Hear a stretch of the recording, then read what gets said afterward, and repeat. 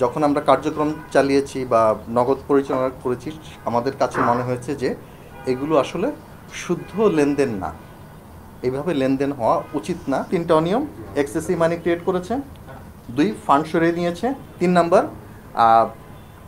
একদম নিশ্চিত না শেয়ার হোল্ডিং নিয়ে কিছু স্ক্যাম হয়েছে। ই মানি হচ্ছে কি, আপনি বিকাশে বা নগদে আপনি যে টাকাটা আপনি লেনদেন করছেন, এটা হচ্ছে আপনার ই মানি। যখন আমরা ই মানিটা করি, সেটার জন্য কি হয়, ফিজিক্যাল মানিটা সাপোর্ট রাখতে হয়।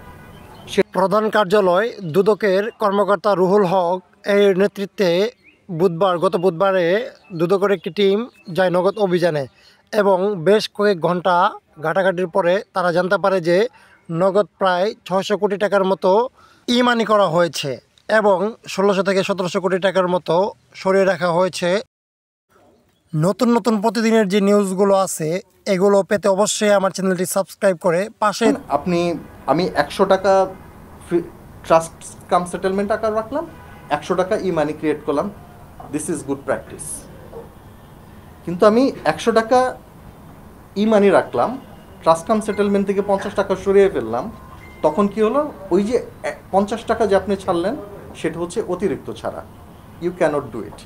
সেটা হচ্ছে আসলে একদম জাল টাকা ছাড়ার মতো, অর্থাৎ আপনি নিজে টাকা ছাড়লেন, সেটা আপনি পারেন না।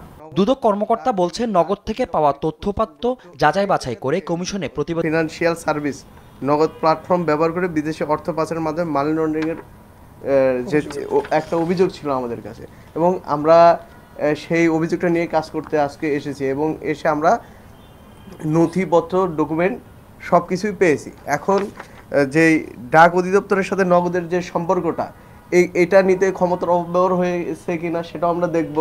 আমরা এখানে দেখব যে শেয়ার, আমরা জানি ব্রিটিশ আইল্যান্ডস, যে ভার্জিনিয়া আইল্যান্ডস এবং হংকং ভিত্তিক বিভিন্ন প্রতিষ্ঠানের শেয়ার কিন্তু নগদে রয়েছে, এবং এর মাধ্যমে মানি লন্ডারিং হয়েছে কিনা আমরা চাই বাংলাদেশের জনগণের কষ্টার্জিত টাকা বাংলাদেশেই থাকুক। আমরা কমিশন বরাবর পূর্ণাঙ্গ প্রতিবেদন দাবি করব, হয়তো পরবর্তী কমিশন চাইলে এটাকে অনুসন্ধান হিসেবে নিতে পারে, এবং এখানে যদি কোনো অনিয়ম, দুর্নীতি এবং ক্ষমতার অপব্যবহার হয়ে থাকে এবং জনগণের সাথে প্রতারণা হয়ে থাকে, আমাদের